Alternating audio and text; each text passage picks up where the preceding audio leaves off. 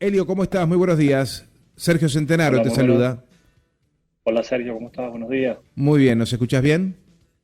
Sí, perfecto, fuerte y claro. Bárbaro, perfecto.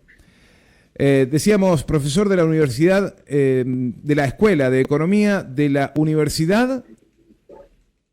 Central de Venezuela. Universidad Central de Venezuela. Ahí está. UCB es Universidad Central de Venezuela.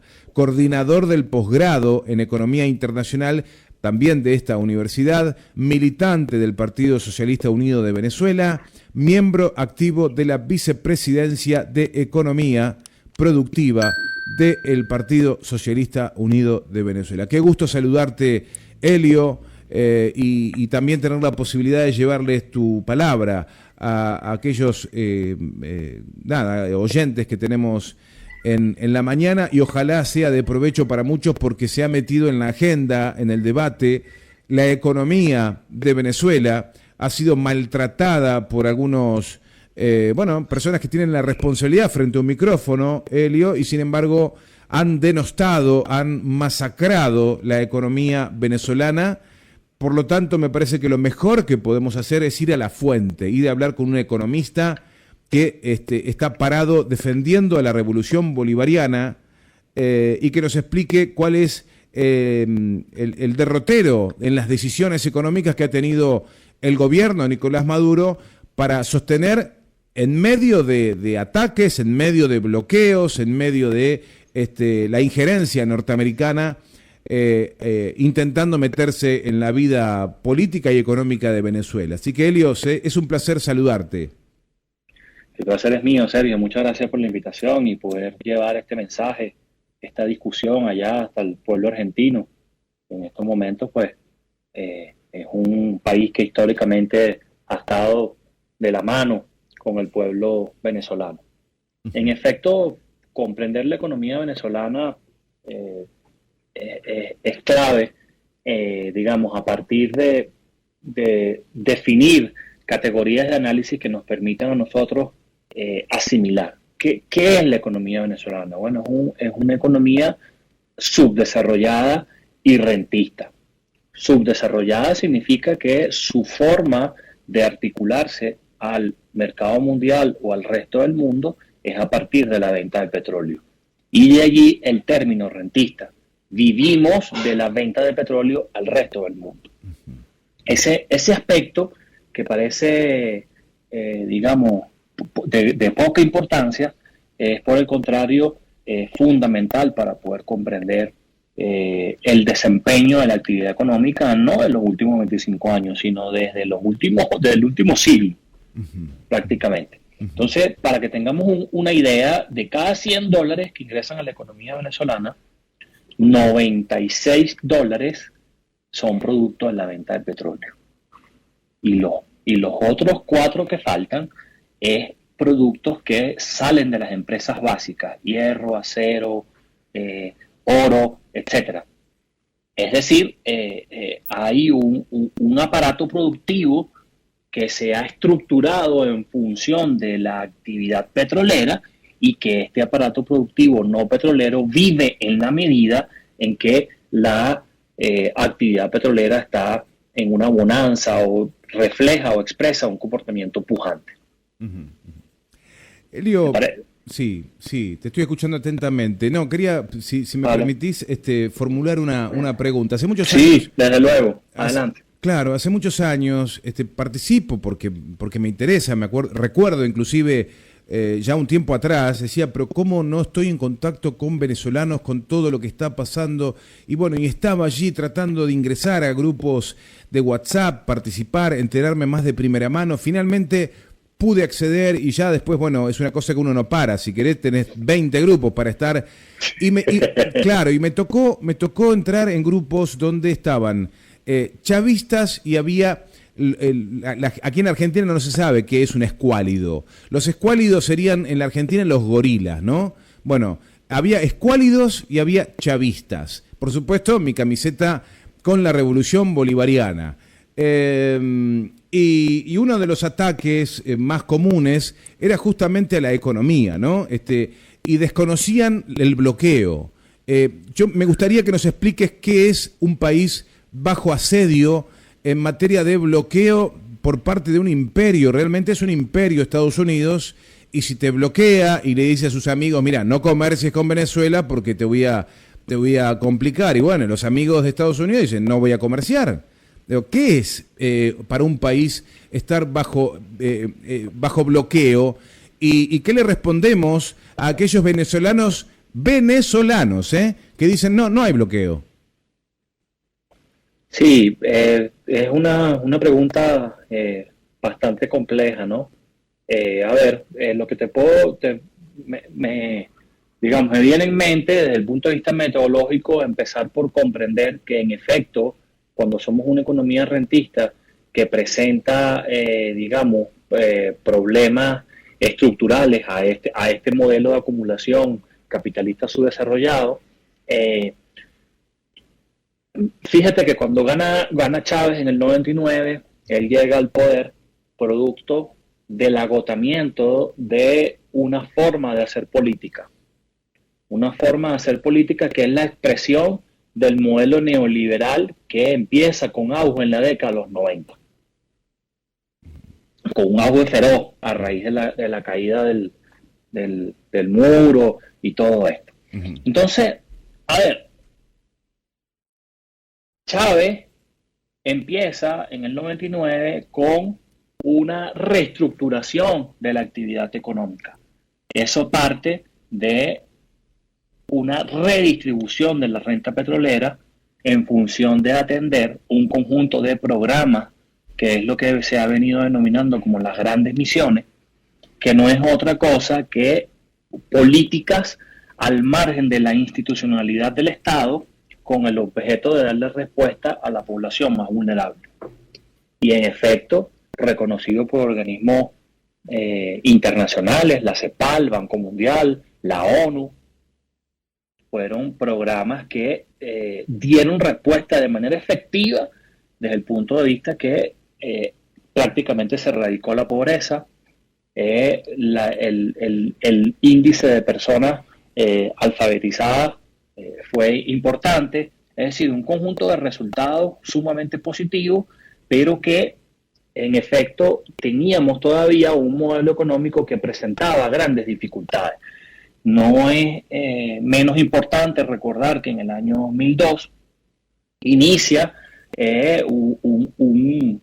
una desestabilización política que es denominada todavía aún, es reconocida por la historia como un paro petrolero, que no fue ningún paro petrolero, porque el paro petrolero es cuando los trabajadores de base deciden no ir a trabajar.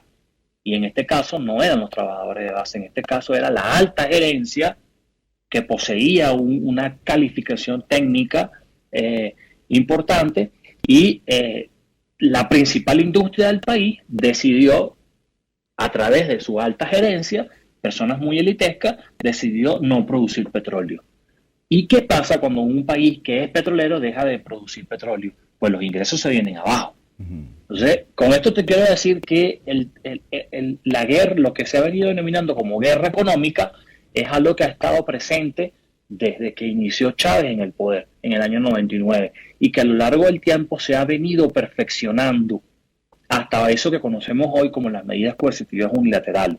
Entonces, si bien es cierto que tenemos problemas de funcionamiento, en ese año 2002 se toma la medida en febrero del 2003 de un control cambiario, de establecer una política de control de cambio, es decir, tipo de cambio fijo. Es decir, el número de unidades de moneda local que se requieren para adquirir una unidad de moneda extranjera está determinado por el Banco Central a una tasa fija, con el objeto de evitar la fuga de capitales y, en consecuencia, mantener una posición sólida en las reservas internacionales que nos permita a nosotros tener, una estabilidad con respecto al resto del mundo,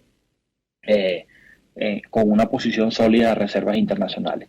Eso logró su cometido, logró su objetivo planteado por la política económica cuando vemos, por ejemplo, las reservas internacionales en el año 2007, es decir, en tan solo 2003 al 2007, en tan solo 4 años, el país logró atesorar una cuantiosa cantidad de reservas internacionales, estamos hablando de 42.000 millones de dólares, es el Producto Interno Bruto de varios países de la región, y eso fue positivo.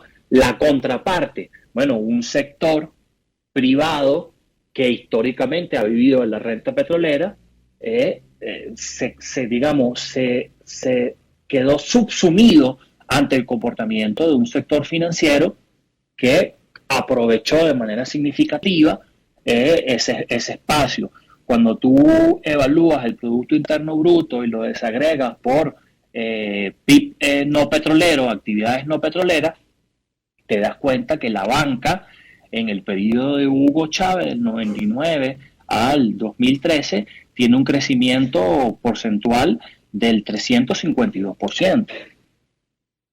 Entonces teníamos problemas, pero era un modelo económico que estaba dando respuesta, que tenía crecimiento económico del 99 al 2013. El PIB cayó únicamente 2 veces, en el año 2002 por el golpe de Estado y el sabotaje petrolero, y en el año 2009 como expresión inmediata de la globalización y de la crisis financiera que nace en los Estados Unidos, en Wall Street, en el año 2007, finales de 2007, principios del 2008. Del resto, la economía se mantuvo con todos los problemas. Ahora, ¿qué pasa del 2013 en adelante? En efecto, en el año 2013, en el 2014, se da una caída drástica del precio del petróleo, a su vez producto de una reconfiguración desde el punto de vista de los cambios en la geopolítica internacional, entre esos el tema de la producción de petróleo que impulsó el gobierno de los Estados Unidos con el fracking, una actividad cuyas técnicas son altamente erosivas al medio físico, pero que permitían el abaratamiento de los costos de producción, tumbando el precio del petróleo en los mercados internacionales. Entonces ya por ahí empieza una crisis desde el punto de vista fiscal en la economía venezolana, ¿sí?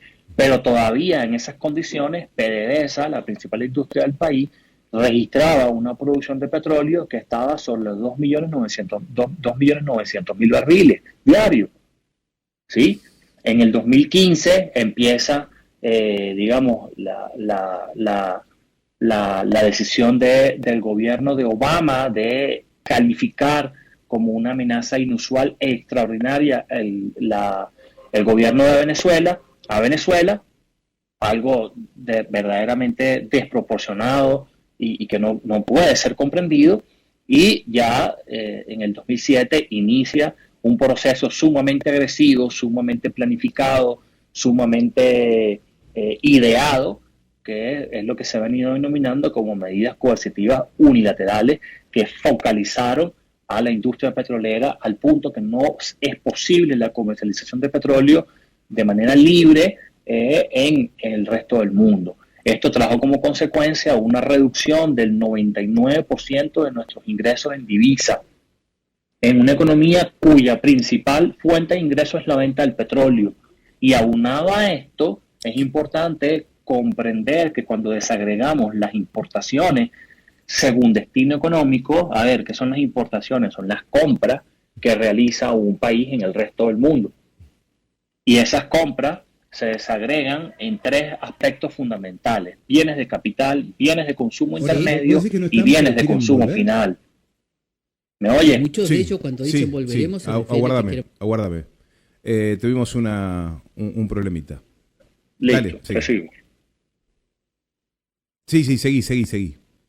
Listo. Entonces, esas compras que realiza este país, en este caso Venezuela, no se pueden realizar. ¿Por qué? Bueno, porque en el marco de la globalización que se inicia en la década de los 70, donde se constituye la hegemonía del gobierno de los Estados Unidos como un suprapoder, como la policía del mundo, pues le otorga esas facultades el sistema financiero, y Venezuela, al ser excluido del sistema SWIFT, pierde esa conexión con el resto del mundo.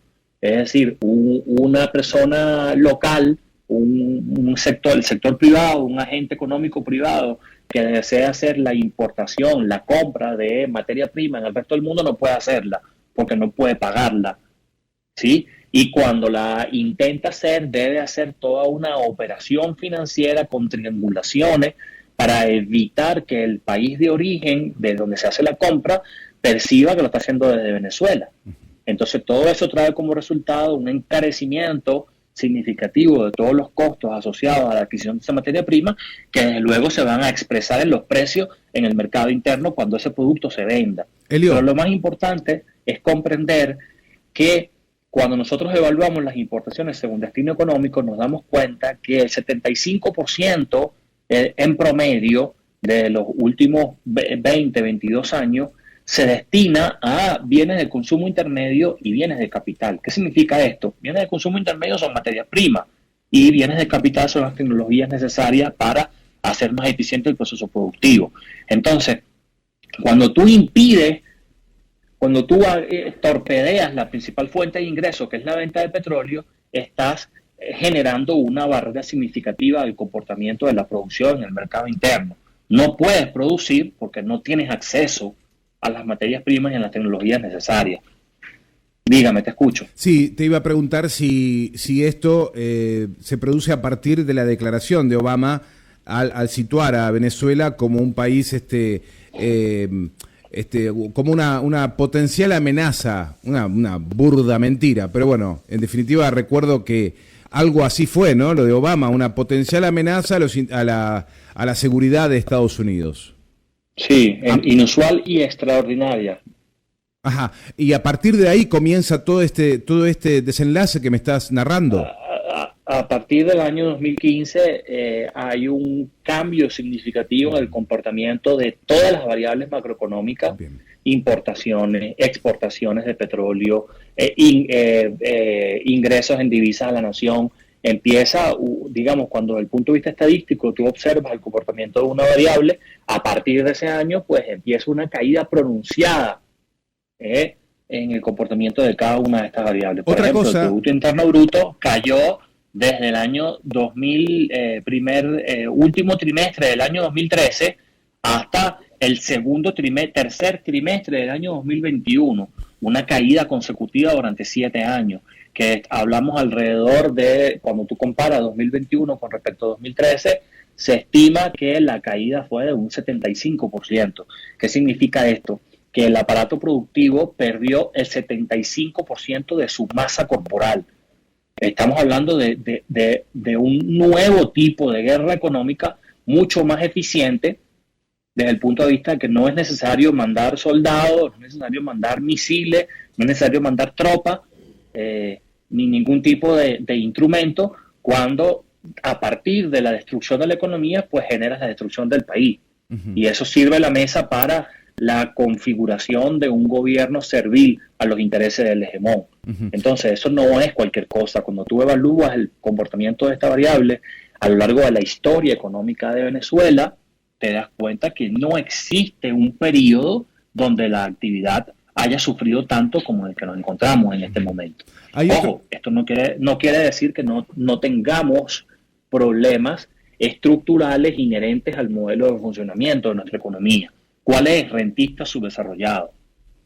Te sigo. Sí, te iba a preguntar, hay un sistema, ayer conversábamos con un observador internacional argentino que estuvo presente en las elecciones, un importante cuadro de nuestro espacio político, Carlos Raimundi, muchas veces legislador nacional aquí en la Argentina, y nos contaba que hay que agregar al análisis la imposibilidad del gobierno venezolano de trabajar con el SWIFT, y nos explicaba qué era el SWIFT, que es una suerte de permiso internacional para que un país pueda meterse en los grandes mercados y hacer transacciones comerciales como Estado, y mover dinero de un lado para el otro, como lo hace cualquier país, para comprar maíz, para comprar bienes de capital, lo que quiera. Entonces los dejaron afuera a Venezuela de ese sistema y realmente le complicaron muchísimo la existencia. Esto también es una cosa que vos ponés dentro del análisis, ¿no?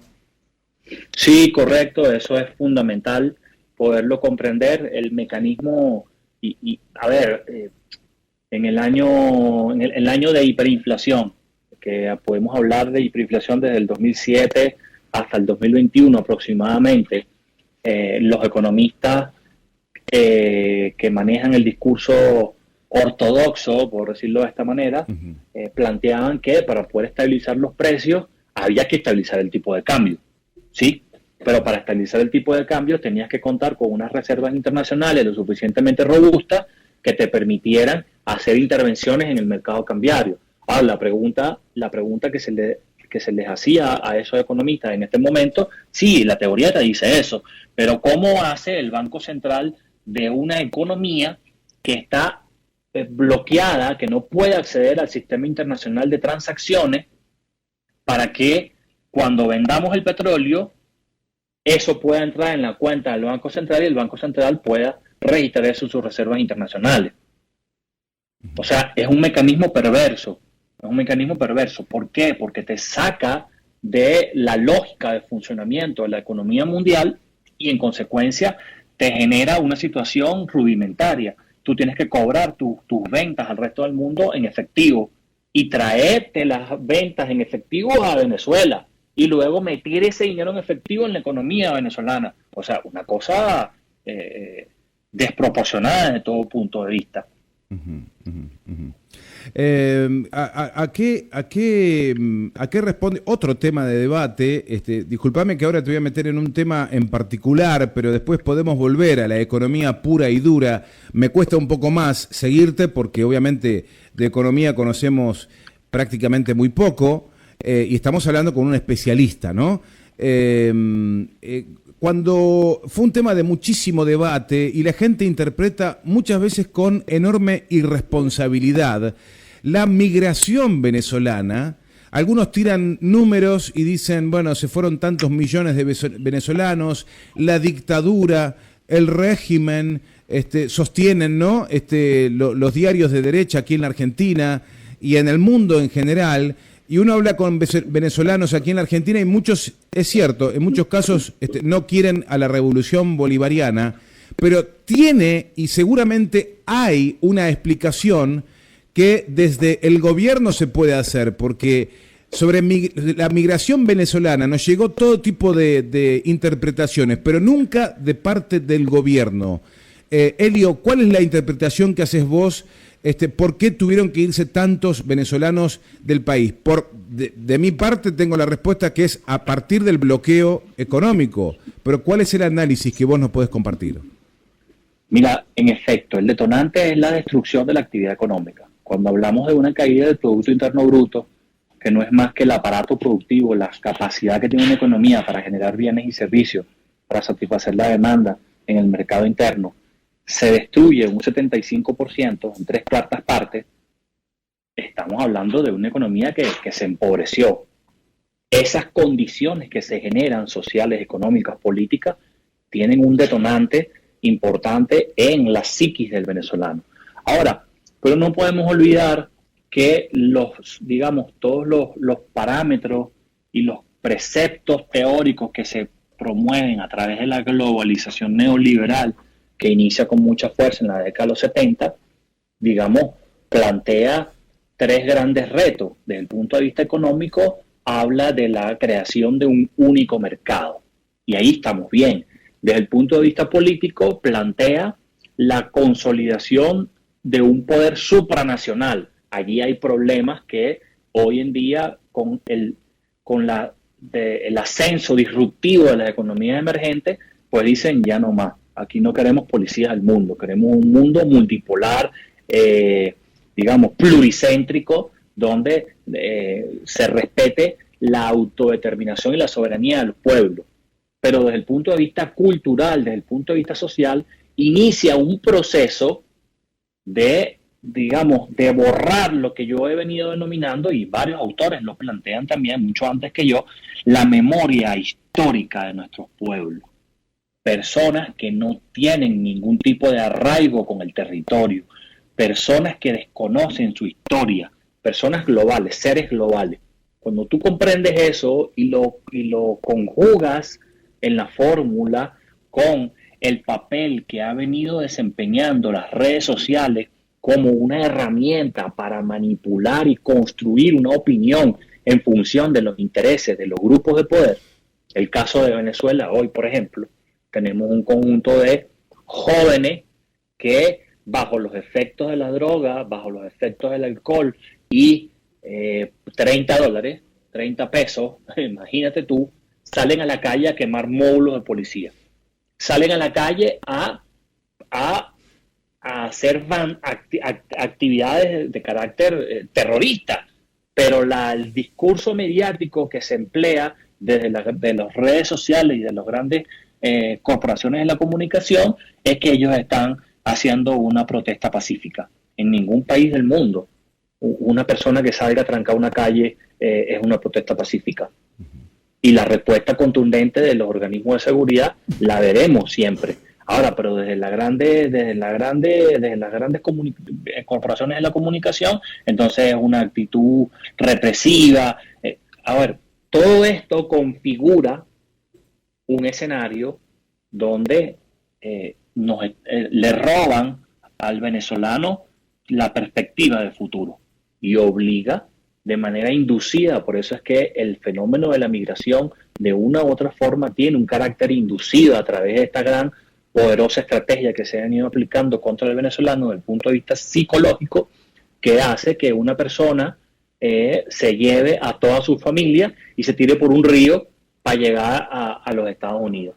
Lo que no se esperaban es que el resultado de esa estrategia tendría efectos sumamente negativos en el caso de la economía estadounidense. Y en función de esa realidad, el gobierno, en condiciones sumamente adversas, ha implementado una estrategia, una política para garantizarle condiciones a todos esos compatriotas que se han ido hacia otras latitudes en busca de un mejor destino, pero que no consiguieron tal destino. Y se les habilita un vuelo internacional que los trae, y aquí se les da toda una estrategia, un programa de reinserción en la sociedad a partir de trabajo, a partir de vivienda, según sea el caso, según sea la condición socioeconómica. Ahora, ese programa pudiera tener mucha más efectividad en la medida en que nosotros pudiéramos tener la libertad de vender y comercializar nuestro petróleo sin ningún tipo de impedimento. Elio, el bloqueo continúa, estamos a 2 de agosto de 2024. El bloqueo, en el aspecto que vos lo quieras analizar, ¿continúa a la fecha? Sí, el bloqueo nunca ha parado. Lo que pasa, para poder comprender el tema del bloqueo, es que, la política de asfixia, la camisa de fuerza que tiene Venezuela, que aún la tiene, la han soltado un poco, la han suavizado un poco, pero no porque ellos crean en el diálogo. Cuando digo ellos me refiero al hegemón, al país que de manera unilateral, al margen de toda la normativa internacional y el derecho internacional, pues impone un conjunto de medidas criminales, porque eso no tiene otro nombre, sobre la economía y la sociedad venezolana. Ese aspecto sigue vigente. Ahora, los cambios en la geopolítica internacional a partir del conflicto bélico entre Rusia y Ucrania genera una desestabilización en el mercado de los commodities, en el aspecto energético, que trae como consecuencia un incremento significativo de los precios de la energía, petróleo, gas, donde Venezuela se sitúa como un país que históricamente ha abastecido esos mercados, pero que producto del bloqueo, eso ha sido aprovechado por otros países, y entonces Estados Unidos replantea su estrategia con Venezuela y permite que una industria, que una empresa, una transnacional norteamericana como lo es Chevron, pueda venir y sacar petróleo de Venezuela y llevarlo a los Estados Unidos. Eso es importante que se comprenda, y además es importante porque nos permite corroborar que detrás de todas estas medidas lo que se busca no es preservar los derechos humanos, no es preservar la democracia en Venezuela, no es preservar la paz en Venezuela, sino es garantizar el colapso económico para que genere una crisis política, que a su vez, social y política, que a su vez sirva a la mesa para la configuración de un gobierno servil a los intereses de los Estados Unidos, en un contexto donde el abastecimiento de petróleo para ellos se ve en grandes dificultades. Eso es importante tenerlo presente. Entonces, las sanciones están vigentes. Todavía Venezuela tiene dificultades para vender su petróleo, y para hacerlo debe hacer lo que se ha venido denominando como un descuento. Es decir, si el precio internacional está en $90 el barril, Venezuela no puede vender ese precio porque digamos, los privados que comercialicen con ese petróleo están expuestos a que cuando el barco o el buque esté en alta mar, venga la policía del mundo y diga que ese petróleo está expropiado porque Venezuela posee medidas contra su economía y no tiene permiso para comercializar. Entonces, el que te compra el petróleo te lo compra con un descuento que es muy por debajo de ese precio, afectando los ingresos de la República para poder comprar medicinas, para poder comprar salud. Y han activado otro mecanismo. Yo tengo 40 años, pero cuando yo estudié, estaba en la primaria, era, digamos, cuando uno estudiaba la geografía venezolana y la historia venezolana, pues te presentaban el mapa de Venezuela con el conflicto que hay, la zona en reclamación con respecto a Guyana. Sí. Un conflicto que ha pasado 25 años en un punto muerto.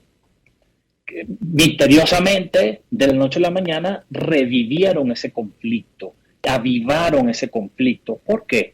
Bueno, porque Guyana es un territorio que posee grandes riquezas petroleras y que a su vez, como el único pecado que ha cometido el gobierno de Nicolás Maduro es no arrodillarse ante las imposiciones del hegemón, entonces activan un plan B. Mientras ellos buscan quebrar la economía y generar la crisis social y política, activan un plan B, que es despojar a Venezuela de ese territorio que posee grandes riquezas a través del gobierno títere de Guyana. Como podrás imaginarte, Elio, muy interesante esto que estás desarrollando. Estamos hablando con Elio Córdoba, es economista, profesor de la Escuela de Economía de la Universidad Central de Venezuela, coordinador del posgrado de Economía Internacional, militante del Partido Socialista Unido de Venezuela. Realmente muy interesante el desarrollo que nos estás haciendo, porque esto pega de plano en muchos discursos que andan pululando aquí por la Argentina, y va a colaborar en esclarecer la mirada que reclama el gobierno venezolano se tenga sobre las políticas económicas. Hay un tema que se discute mucho aquí en la Argentina y que surgió a partir de las elecciones presidenciales. Como te podrás imaginar, Elio, en una fuerza política o en un amplio espacio político, no todos, por lo menos aquí en Argentina, vemos las cosas de la misma manera. A veces nos peleamos un poquitito. Y entre esas peleas con compañeros dentro de nuestro espacio, que pueden estar más a tono con una mirada, espero que no se me enojen, ¿no? Están dentro de ese espacio, pero más una tendencia más de derecha que de izquierda, por generalizar un poquitito. Se burlaban de Venezuela diciendo, esto en cámara, ¿no? Sentado frente a una pantalla de televisión, decían, ¿cómo pueden defender, apuntándonos a nosotros, si Venezuela dolarizó su economía y la dolarización de su economía destrozó a los trabajadores? Esa acusación dicha por un economista del campo nuestro es como un puñal para nosotros, porque necesitamos herramientas para defendernos y para defender a Venezuela. Es por eso que esta comunicación tiene también como propósito trasladarte esta acusación y que nos puedas devolver una mirada más equilibrada de ese escenario. Sí, bueno, esto es una discusión sumamente importante. Es uno de los efectos, una de las heridas de guerra más importantes que se han generado a partir de la instrumentación de toda esta estrategia contra la sociedad venezolana. Eso es clave. Lo primero que nosotros debemos comprender es que tú no puedes distribuir una riqueza que no se ha creado. Eso no es nada nuevo. Es un planteamiento que viene con digamos, con Smith en su obra La riqueza de las naciones y que posteriormente lo trabaja Marx en su obra Precio, Salario y Ganancia. Si la riqueza es el resultado del trabajo, ¿sí? Esto es importante, esto es la secuencia lógica de un método que no lo he creado yo. Si la riqueza es el resultado del trabajo y la capacidad de generar riqueza de una economía se ha destruido en 3/4 partes, de dónde se sale la riqueza para distribuirla en función de las necesidades de los trabajadores. Es demagogia. Entonces, ¿qué destruyó la economía? Pues si acabamos de manera muy sucinta y quizás un poco desorganizada comprender que del 99 al año 2013, el periodo de Hugo Chávez, de manera muy sucinta, la actividad económica cayó en 2 oportunidades. Golpe de Estado en el 2002 y en el año 2009 como resultado directo de la crisis financiera que se origina en el corazón de los Estados Unidos, en Wall Street. Es decir, una economía que con sus problemas estructurales estaba creciendo y que a su vez tuvo la posibilidad real de promover un salario digno a toda la sociedad venezolana. La posibilidad real de generar riqueza y de atender y hacer una mejor distribución en una economía cuyo modelo se fundamenta en la redistribución de la renta petrolera, viene dada por la venta de petróleo. Entonces, en una economía donde le prohíben vender petróleo, le prohíben adquirir las partes y piezas necesarias para la producción de petróleo, no puede producir petróleo, no puede vender petróleo, ¿cómo puede ocuparse del tema de los salarios? Si la principal fuente de ingreso de esta economía es la venta del petróleo. Es un despropósito. Ahora, eso nos ha obligado como sociedad a reinventarnos. Y allí se ha puesto muy de moda el tema de la resiliencia económica, la capacidad de solventar las vicisitudes que atravesamos en este momento han sido fundamentales. Y eso ha dado un vuelco o lo que se ha venido denominando como un cambio estructural. Los cambios estructurales por lo general se dan cada 30, 20, 15, en el largo plazo, años. Estos cambios se han producido de manera inmediata, porque de lo contrario es que las medidas coercitivas nos pusieron a elegir entre vivir o morir. Es así de simple. ¿Qué te quiero decir con esto para aterrizar un poco más la idea? Cuando tú te reúnes con empresarios del sector privado y cuando te reúnes como gobierno para atenderlos, el 100% de sus reclamos estaban orientados es que el gobierno no me da las divisas para yo poder importar, para yo poder comprar lo que necesito. El parasitismo, la conducta rentista. Hoy tú te reúnes con ese mismo empresario que hace 2, 3 años te decía eso y él te dice, es que necesito que me generes mayor capacidad desde el punto de vista de la permisología para yo poder exportar mis productos y poder obtener un ingreso en divisas que me permita sacar adelante y incrementar, robustecer mi actividad productiva. Es decir, hay un cambio estructural en la mentalidad a partir de una nueva cultura del trabajo productivo. Ya no es una sociedad que está esperando los dólares del papá Estado para poder comprar barato en el resto del mundo y vender caro, problemas estructurales de funcionamiento, lo que hemos venido hablando, sino es una economía cuya sociedad empieza a ver otras opciones que no sean exclusivamente los dólares provenientes de la renta del petróleo.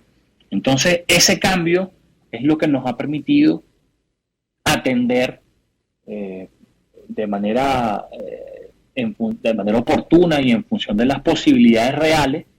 Es como si tú tuvieras una familia y tienes 2 hijos, pero tu ingreso no te permite comprarle ropa todos los días a tus hijos. Tú atiendes a tus hijos en función de tus posibilidades reales. Igual pasa en el manejo de la economía nacional. Tú atiendes el tema del salario de la administración pública a partir de cómo mejoran los ingresos en el erario público. Y para que los ingresos en el erario público mejoren, tienes dos vías: la recaudación fiscal en el territorio nacional a través del cobro que se le hacen bolívares a todos los agentes económicos, y tus ingresos en divisa por la venta de petróleo, que todavía estamos bloqueados. ¿Verdad? Sí. Entonces, eso es fundamental que lo tengamos presente allí. Sin embargo, es importante comprender que el tema de la categoría conceptual salario, salario mínimo, ha dejado de explicar la realidad nacional. ¿Por qué planteo esto? Cuando tú evalúas la población económicamente activa, que estamos hablando de unos 14 millones y tanto en Venezuela, hoy, según el Instituto Nacional de Estadística, con una tasa del desempleo de 1,5 millones, te quedan casi 13 millones. De esos 13 millones, tienes que 9 millones hacen vida en el sector privado y 4 millones y tanto, casi los 5, hacen vida en el sector público.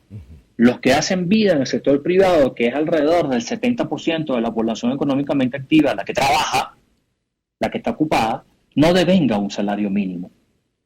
Entonces eso no te lo dicen. Una persona, por ejemplo, que es un guardián de una discoteca puede hacer $1,000 a la semana. Un mecánico puede hacer $400, $500 al día. Un barbero puede hacer sus $150 al día. Y así sucesivamente. Y también tienes ciertas encuestas e indicadores que levantan las mismas universidades privadas que hablan que ese salario mensual de la persona menos calificada puede estar entre unos $250 y $300 al mes. Y las personas más calificadas pueden estar entre unos $500 y $1,000 al mes. Entonces, la parte privada, el salario mínimo, nadie vive el salario mínimo. Ahora, ¿dónde está la mayor herida? ¿Dónde está el mayor impacto en la población trabajadora? En los casi 5 millones de personas que hacen vida en la administración pública. Y sin embargo, reconociendo que hay un desfase muy importante, yo, por ejemplo, como profesor universitario, es una realidad, devengo alrededor de unos $40 al mes, mensuales. El problema es que nadie vive exclusivamente de ser profesor universitario. Uno hace otras actividades que te permiten, pues, compensar esos $40 al mes, que no alcanza para nada. Cuando necesitas, una familia en promedio necesita entre unos 500 o unos $400 al mes para poder satisfacer sus necesidades desde el punto de vista de la alimentación. La canasta básica, como es denominada aquí, creo que en Argentina es igual. Sí. Entonces en efecto hay un problema, pero ese problema se expresa con mayor fuerza en la población que hace vida o que trabaja dentro de la administración pública. Y aún así, todos los programas y políticas sociales, el Carnet de la Patria ha sido un instrumento sumamente novedoso que ha permitido apoyar desde el punto de vista económico a población que se ha visto en situaciones de mucha vulnerabilidad. Absolutamente. En condiciones donde los ingresos están muy por el piso. Absolutamente, y creo que muchos países no pueden mostrar el ejemplo que muestra Venezuela en la construcción de viviendas y soluciones habitacionales. Correcto. Que tampoco se cuenta en el esquema de la familia tipo, ¿no? Que también le están solucionando en ese sentido el Estado venezolano. Me voy con las dos últimas, Elio, agradeciéndote este tiempo que nos has dedicado. Las dos últimas son las siguientes. La primera es: Estados Unidos nunca cortó el comercio de petróleo con Venezuela, promoviendo el bloqueo, pero a su vez garantizándose el suministro de petróleo, digamos, pícaros, vivos, ¿no? A mí no me lo cortes, pero te bloqueo con otros. Y la posición de Venezuela es decir, bueno, vender tengo que vender y la pelea puede suceder en otros ámbitos, pero te tengo que vender. Esa es la primera pregunta. La segunda es, ¿con qué estaría contento Estados Unidos en relación a Venezuela? ¿Cómo estaría contento Estados Unidos con el país que más petróleo tiene en América Latina y creo que en el mundo? ¿Y qué haría con Venezuela si se pudiera sacar de encima a Nicolás Maduro, a la revolución bolivariana? ¿Qué suponés vos que haría automáticamente Estados Unidos? Sí, luego, desde la primera pregunta que haces, que es un poco pícara, diría que ese planteamiento ha sido objeto de ciertas críticas desde una izquierda pecho frío, como dicen ustedes allá en Argentina, sí. Desde una izquierda acomodaticia. Ay, no, pero le va a vender petróleo a los Estados Unidos, y pelotudo, ¿y qué harás? Dejas de atender los problemas internos, porque no puedes vender petróleo. Estás en una situación donde te están acorralando contra una espada, contra una pared con espada, con una pistola en la frente. Y tu objetivo es conducir todo un país que no va a poder sobrevivir a la situación a partir de una condición moralista. ¿Me explico? Uh-huh. Entonces, nuestro objetivo es venderle petróleo, y esa siempre ha sido digamos, la voluntad y la línea discursiva del presidente de la República. A nosotros no nos importa a quién le vendamos el petróleo. Desde luego no vamos a seguir respondiendo a esa política, a esa visión hegemónica que se nos ha instaurado desde hace tiempo, donde que producto de la cercanía geográfica con los Estados Unidos, nuestro mercado objetivo es venderle todo el petróleo posible a los Estados Unidos. En ese sentido, el ascenso de manera disruptiva de las economías emergentes nos ha obligado a abrir, digamos, el horizonte y hacer una diversificación de mercado, apuntando a llevar petróleo venezolano hacia unas economías que respetan la soberanía, la autodeterminación de los pueblos y sobre todo no, digamos, se inmiscuyen en los asuntos internos de Venezuela. Por el contrario, es toda una nueva arquitectura financiera que están haciendo, y eso ha sido sumamente importante, y por eso, esto no me lo has preguntado, pero es un aspecto importante que está ahí sobre el escenario, que es el ingreso inminente de Venezuela hacia ese bloque de economías emergentes una vez podamos solventar de manera definitiva este proceso de crisis que estamos atravesando a raíz de la estrategia que ha venido implementando la oposición venezolana a partir de las directrices que le bajan el gobierno norteamericano, es ingresar a ese bloque de economía y con ello pues fortalecer e impulsar ese nuevo orden mundial. Entonces, es allí el cinismo. No puedes vender petróleo porque estás castigado, porque no me haces caso, y se utilizan conceptos que tienen una sensibilidad sobre la población mundial muy importante, como lo es la democracia, como son los derechos humanos, unas categorías que se han prostituido y que han perdido su esencia y que avalan y justifican el crimen que se está cometiendo contra Venezuela, y el mundo entero, digamos, es cómplice de manera pasiva o activa de esa política irracional que se impone contra nuestra sociedad. Porque no solamente es contra Maduro, es contra la sociedad en su conjunto. ¿Sí? Y la segunda pregunta, mira, ellos han sido muy claros.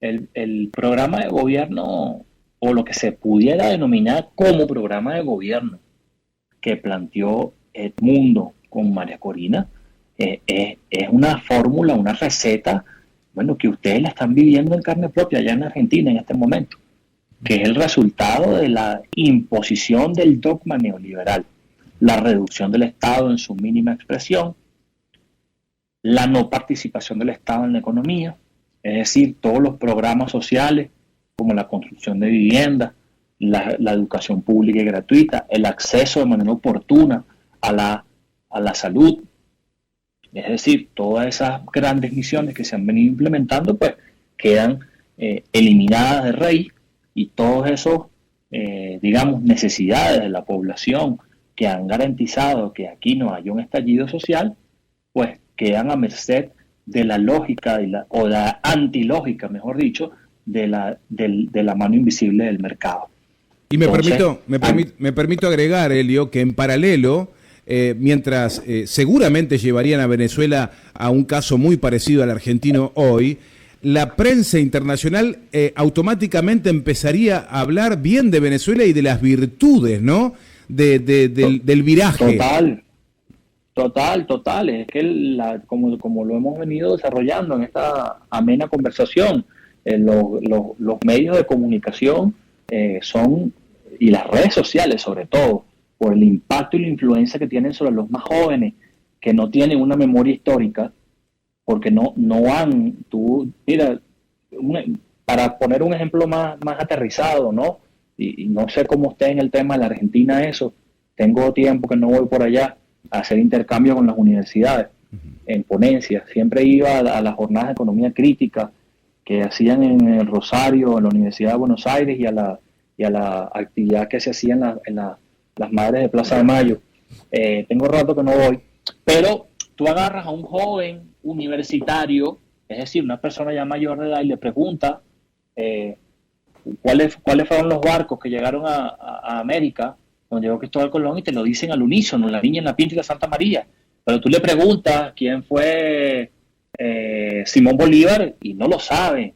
Quién fue José Tomás Bóves, y ni la menor idea. Tú le preguntas qué es la cociata, aspectos básicos de nuestra historia, y lo desconocen. Y eso debe invitarnos a reflexionar profundamente en un proceso revolucionario, cómo hacer para, a partir de estas nuevas plataformas de comunicación, generar allí códigos o regular el comportamiento que se da allí, pero con códigos mucho más constructivos, que contribuyan a personas que tengan idea de dónde vienen. De dónde vienen. Pues si no saben de dónde vienen, mucho menos saben para dónde van. Yo creo que eso es un aspecto fundamental. Entonces, estos jóvenes hoy en día, por ejemplo, no saben la crisis económica, social y política que había en la década de los 90. Porque si todo era tan bueno en la década de los 90 con el planteamiento del neoliberalismo, ¿por qué en el 99 llega Chávez? Como expresión del fracaso de esas políticas. Porque lo que no te dicen es que con digamos, la implementación de esas políticas neoliberales, ese proceso de industrialización que en nuestro caso inicia con la caída de Marcos Pérez Jiménez en el 59, con los planteamientos de Celso Furtado digamos, de la industrialización sustitutiva de importaciones, generó un desarrollo, generó una industria local que tenía vida propia, con un cierto grado de dependencia con el resto del mundo. Sí, es verdad, como también la generó en cierta medida en la Argentina, en Brasil, ¿sí? Pero cuando inicia ese proceso salvaje del neoliberalismo y de la apertura de los mercados, trajo como consecuencia que toda esa industria quedó enterrada, dilapidada, y nos convirtió en una economía que dependía exclusivamente de la venta de petróleo, fortaleció el vínculo de dependencia con el resto del mundo. Le vendemos petróleo, materias primas, y el resto del mundo nos manda productos terminados.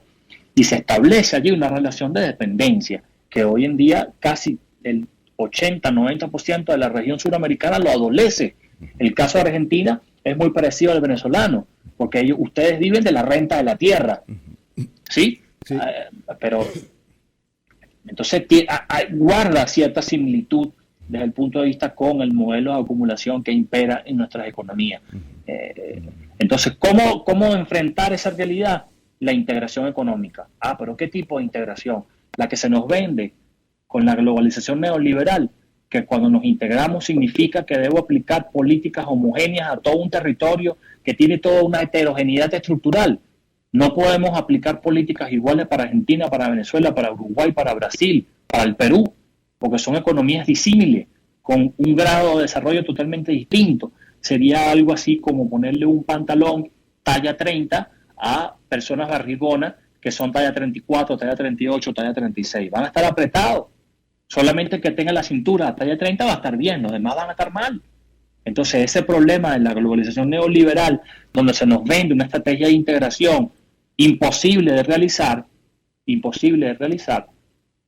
es lo que nos ha mantenido disgregados, separados, divididos, y eso contribuye al proyecto político que promueve la hegemonía en el marco de la globalización neoliberal de los Estados Unidos. Y allí entra en juego lo que me estabas planteando de la dolarización. La dolarización es una vía, un mecanismo de subordinación inmediato hacia la hegemonía de los Estados Unidos. Y en cualquier momento de la historia política de cualquier país de la región ha estado presente el fantasma de la dolarización.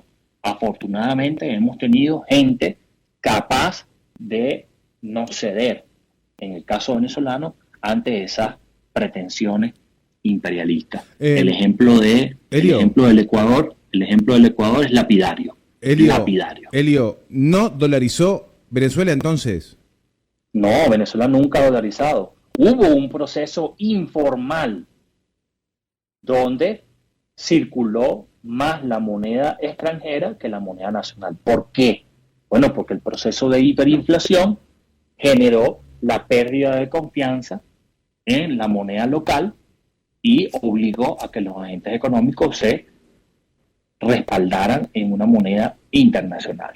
Hoy en día, producto de la estrategia que se ha venido implementando a partir del año 2018, que se fue denominada por el presidente de la República como Programa de Recuperación y Crecimiento Económico, se han venido aplicando un conjunto de medidas y estrategias de orden económico que han permitido restablecer los equilibrios macroeconómicos. Por eso pasamos de la fase de revertimos la caída, estabilizamos el comportamiento de la economía y nos encontramos en una fase de crecimiento. Perfecto. ¿Sí? Y eso con sanciones. Exacto. Es decir, hemos aprendido a aplicar medidas que van más allá de la teoría económica convencional, ortodoxa. Medidas que dan respuesta de manera efectiva y han permitido la estabilización de la economía y el crecimiento económico. Y de manera progresiva, ese crecimiento económico es lo que nos ha permitido atender el tema del salario y a medida que crece mi economía, tengo mayor capacidad de distribuir la riqueza que se ha generado.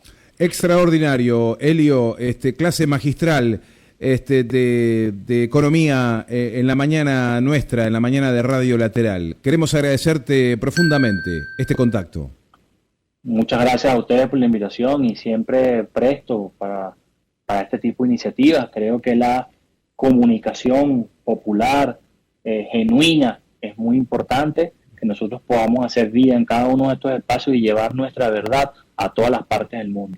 Mi solidaridad con el pueblo argentino en estos momentos de dificultad que atraviesan con ese gobierno neoliberal. Así es. Elio, fuerte abrazo para vos. Igual para ti, abrazo. Hasta pronto. Elio Córdoba es economista, es docente universitario, es también miembro del Partido Socialista Unido de Venezuela y trabaja en vicepresidencia de Economía Productiva. ¿Sí? Nos vamos a ir a una pausa, enseguida nos vamos, se nos fue el tiempo, pero ha sido una charla extraordinaria con este especialista en economía venezolano. Ya venimos.